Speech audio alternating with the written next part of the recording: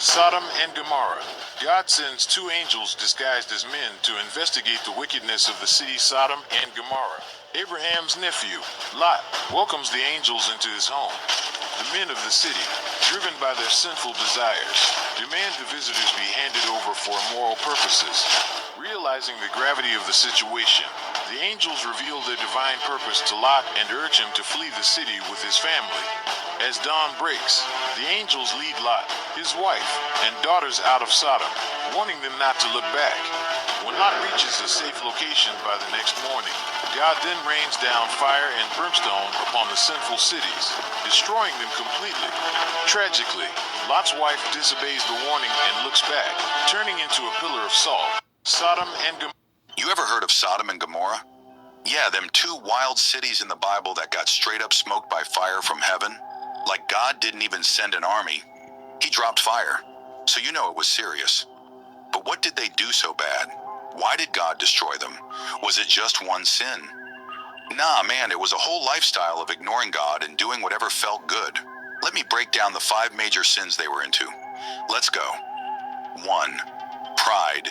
They thought they were untouchable. These people walked around like they ran the world. No fear of God. No humility. Just, I do what I want. Can't nobody tell me nothing. Sound familiar? So do you think they were really, really powerful, or just some two regular ass places? Because you can't be just regular and think that you're God. Yeah, pride ain't just feeling good about yourself. It's when you act like you don't need God. They were full of that. 2. Gluttony and laziness. Had plenty but helped nobody. They had food, they had money, they had comfort. But you know what they didn't have? Compassion. People outside were poor and hungry, and Sodom people were chilling, eating good, living soft, and ignoring everybody else. They were lazy with love, and God saw that. Here's what the Bible says straight up. Ezekiel 16 verse 49. Preach. Sodom's sins were pride, gluttony, and laziness, while the poor and needy suffered outside her door. Man, read that again. They had everything, but did nothing for people who had nothing. That's cold. 3. Sexual sin. They twisted what God made good. Let's keep it 100. Sexual sin was a big part of Sodom's downfall. People were doing wild stuff, ignoring God's design, chasing every desire. No limits, no respect, no boundaries. It wasn't just personal. It was loud and open. They didn't care. Jude 1 verse 7 says, Sodom and Gomorrah were filled with immorality and every kind of sexual sin. They serve as a warning of the fire of God's judgment. God didn't just disagree with what they were doing. He called it wicked, and they didn't stop. That's key. They kept going. 4. No shame. Sin in the streets like it's normal. What made it worse? They didn't even try to hide the evil. They sinned like it was a sport. It was out in the open, like sin had a parade or something. You do dirt in the dark, that's bad. But when you brag about it, that's next level. They were like, ain't nobody gonna judge me. And God said,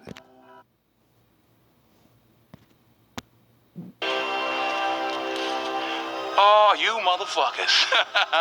Okay. All right. I'm putting cases on all you bitches. Huh? You think you can do this shit? Jay! Yes, Daddy? You think you can do this to me? You motherfuckers will be playing basketball in Pelican Bay when I get finished with you. Shoe program, nigga. 23-hour lockdown. I'm the man up in this piece. You'll never see the light of day. Who the fuck you think you fucking with? I'm the police. I run shit here. You just live here. Yeah, that's right. You better walk away. Go on, walk away, because I'm going to burn this motherfucker down. King Kong ain't got shit on me. The Pompeii eruption was way more horrifying than you thought, and was far worse than what you learned. But why? First off, you would have 0 warning signs. At the time, the city of Pompeii had no idea they were living next to one of the deadliest volcanoes in the world. Sodom and Gomorrah. The Pompeii eruption was way more horrifying than you thought, and was far worse than what you learned. But Sodom and Gomorrah. the Pompeii eruption was way more horrifying than you thought, and was far worse than what you learned. But why? First off, you would have zero warning signs. At the time, the city of Pompeii had no idea they were living next to one of the deadliest volcanoes in the world, thinking it was just a mountain, not realizing pressure was slowly building up inside over the past 700 years they lived there. And on a normal day in 79 AD, you would suddenly feel the ground violently shaking, followed by one of the loudest explosions in history, nearly blowing out your eardrums. Mount Vesuvius has erupted, where smaller towns near the base of the volcano were instantly vaporized and killed by 900-degree gases. But all the way in Pompeii, you wouldn't even realize what's about to happen, looking in the sky, seeing a massive cloud of smoke and ash filling the air. But surprisingly, many didn't run, staying in the city thinking they were at a safe distance, when only 10 minutes later, everything would instantly go pitch black. Ash and smoke traveling hundreds of miles per hour coated the city in seconds. People were immediately blocked inside their homes, literally turning their houses into ovens. In only minutes, buildings collapsed and streets were covered in ash taller than you, making it impossible for you to run away in time. The sound of debris and ash was also extremely loud, like a constant hissing, making it extremely hard for you to communicate in the darkness. Within minutes, hundreds of people already suffocated. But it gets worse. If you still somehow survived, only a few hours later, a wave of superheated gas over 500 degrees swept the city at 100 miles per hour. Even if you were safe inside your home, you would instantly start choking on the air and suffocate from burning hot gas in your lungs. Where in a matter of one day, the entire city of Pompeii and all areas in the region were gone, taking the lives of over 16,000 people. He said, "You are my servant." Then I heard the voice of the Lord saying, "Whom shall I send? And who will go for us?" I said, "Here am I. Send me." I took you from the ends of the earth, from its farthest corners I called you. I said, "You are my servant." I have chosen you and have not rejected you, so do not fear, for I am with you. Do not be dismayed, for I am your God. I will strengthen you and help you. I will uphold you with my righteous right hand. All who rage against you will surely be ashamed and disgraced. Those who oppose you will be as nothing and perish. Though you search for your enemies, you will not find them. Those who wage war against you will be as nothing at all. For I am the Lord your God, who takes hold of your right hand and says to you, "Do not fear, I will help you." This is what the Lord says, Israel's King and Redeemer, the Lord Almighty. I am the first, and I am the last. Apart from me, there is no God. Who then is like me? Let him proclaim it. Let him declare and lay out before me what has happened since I established my ancient people. There is a huge ocean hidden inside the earth, which has 3 times more water. Did you know that the Mariana Trench... There is a huge ocean hidden inside the earth, which has... Did you know that the... There is a huge ocean hidden inside the earth, which has 3 times more water than the oceans on the surface. According to the... Lucky number 3. Did you know that the... There is a huge ocean hidden inside the earth, which has 3 times more water than the oceans on the surface. According to the latest discovery by scientists, during Earth's formation, a significant amount of water became trapped in the mantle within minerals known as ringodite. But what is the proof of this? Well, in the year 2014, geologists from the United States made a simulation model of the surface of the Earth with the help of earthquake data, in that they recreated the rock movements and melting. There found water is trapped in the stones called ringodity. Now, simulation says that the water is trapped, but did they get any real-life evidence? German researchers researched them and found a diamond due to the volcanic explosion in Africa, in which the present ringodite mineral was soaked in a heavy amount of water. And according to the calculations of the scientists, if we were to capture just 1% of the ringodite on Earth, it would indicate that there is at least 3 times more water than the surface of the Earth. Let him declare and lay out before me what has happened since I established my ancient people, and what is yet to come. Every culture has a story about a great flood. But what if Noah's flood wasn't just a myth, or wasn't even global at all? Could the Bible be describing something far more mysterious and real? According to Genesis, the flood covered all the earth. But the Hebrew word used, eretz, can also mean land, referring to a specific region. Some scholars believe the flood was massive, but local, destroying the world as Noah knew it. Archaeologists have found evidence of massive floods in the Mesopotamian region, exactly where this story may have taken place. Well, the Bible did say that the Lord put water under us, and that there's gates in the heavens, and that there's water above us in the firmament, and he'll unlock the gates, and it'll flood from the top and below at the same time. And scientists said there's 3 times as much water than we have on the surface. So when it describes it, you're living in a snow globe. You're living in a fucking snow globe. Tablets from ancient Sumer even describe a flood so powerful it wiped out cities. So maybe Noah didn't save all humanity, but the last survivors of his civilization. And the rainbow wasn't just a sign of peace. It was a new beginning for the known world. Maybe. No. The rainbow is a sign of the covenant that the Lord made with Abraham. And that is, as long as you see a rainbow, then the Lord's going to keep his covenant with Abraham. Maybe the story isn't about the size of the flood, but the size of God's mercy. A second chance for a broken world, and a promise that destruction would never have the final word.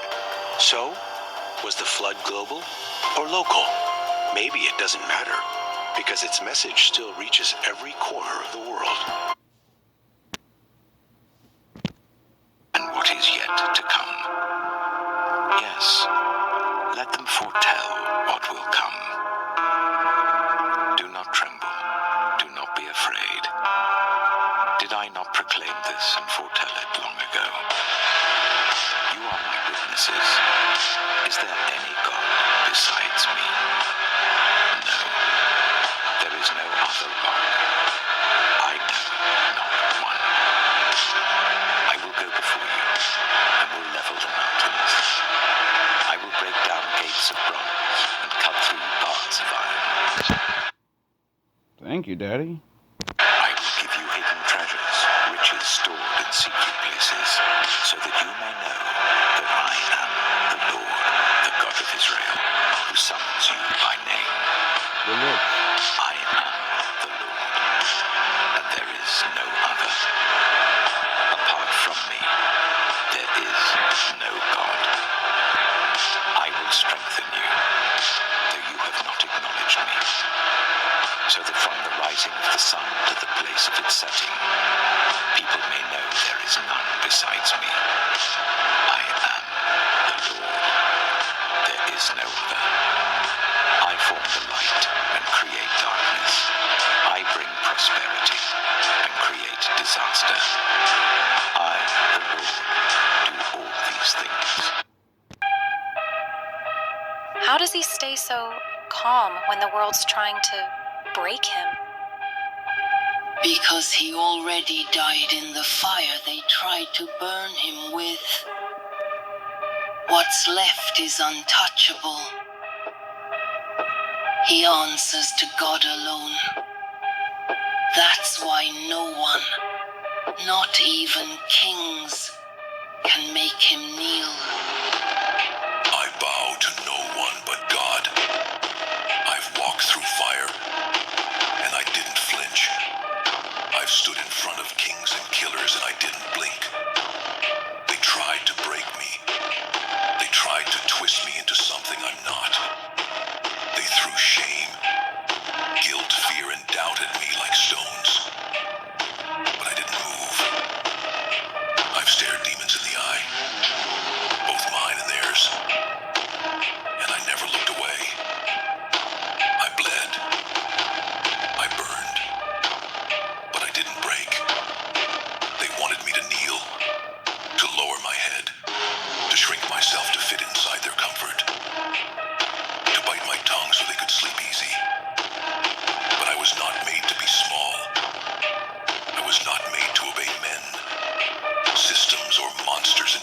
eyes.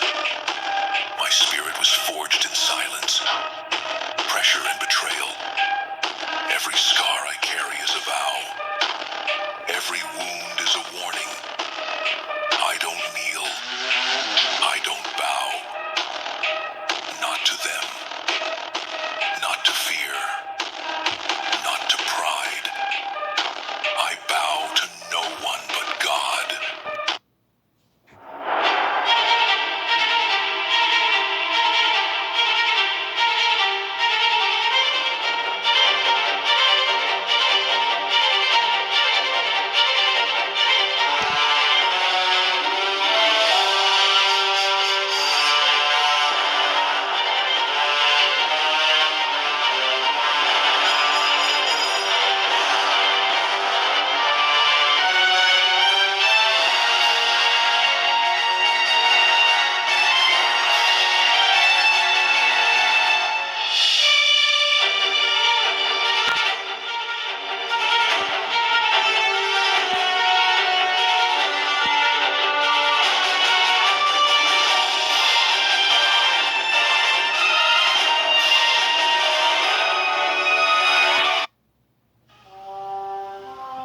There is no dark side, nor a light side. There is only the Force. I will do what I must to keep the balance. The balance is what keeps me together. There is no good without evil, but evil must not be allowed to flourish. There is passion, yet emotion. Serenity, yet peace. Chaos, yet order. I am the wielder of the flame, the protector of balance. I am the holder of the torch, lighting the way. I am the keeper of the flame, soldier of balance. I am the guardian of balance. I am a gray Jedi. 3i Atlas just a...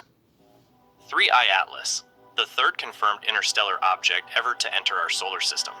It's racing through space at more than 200,000 kilometers per hour, on a trajectory that will never let it stay bound to the sun. Its chemical fingerprint is unlike any known comet, rich in carbon dioxide, almost no water, and traces of rare metals. This isn't just a frozen chunk of rock. It's a messenger from another star system, carrying material older than Earth itself. And as it cuts its path across our solar system, we have only a brief moment to capture it, study it, and realize how little we truly know about the universe. Revelation 18:21.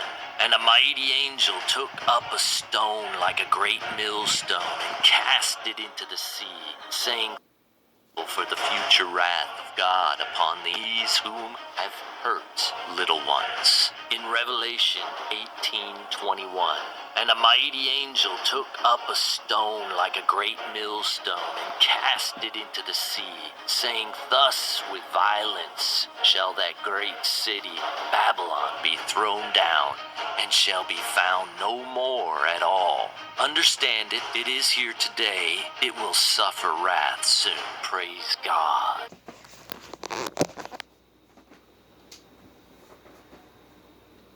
Welcome back, everyone. You know what's funny, folks? The government, or to be more specific, several congressional committees have been holding UAP hearings and has been bringing in whistleblowers to testify about the existence of UFO technology and, well, we'll just call them alien beings for now. Whether that's extraterrestrials, angels and demons, extra-dimensional beings, interdimensional beings, or non-human entities. They have basically been telling everyone that they're here.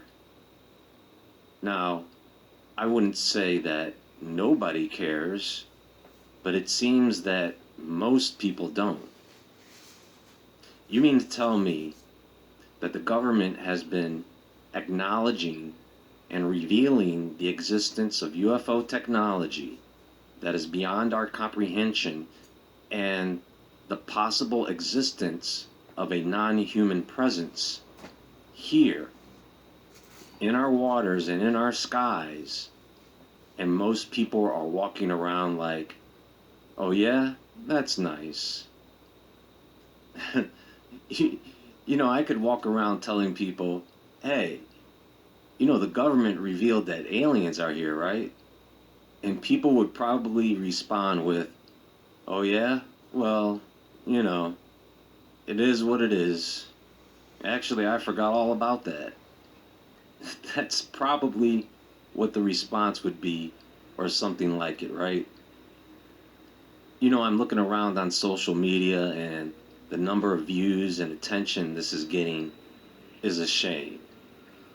If some alien decided they wanted to start a YouTube channel, I don't think they would get that many subscribers or views. And with all their advanced technology, they still wouldn't be able to figure out the YouTube algorithm. Generally, it seems that people are so numb, so unfazed, and so uninterested in this disclosure that it looks like the government is going to have to make aliens great again. And the aliens might as well just come on down or come on up. And that is actually what I want to talk about. This non-human presence that is here in combination with what's being observed in the sky headed this way. Now put these two events side by side. A mysterious interstellar body, possibly unlike anything we've studied before, passing through our cosmic backyard, and a government disclosure, not speculation, not rumor, but actual footage of U.S. drones engaging with something that behaves in ways no known aircraft should. Science and government, two separate stories, and yet both are pointing in the same direction. That humanity might not be alone, and that we're brushing up against phenomena we can't easily explain. And the strangest part is, not many people seem to care. At least for right now. Because according to prophecy, they will. You don't find that suspicious? You don't find that suspicious? You don't find that suspicious?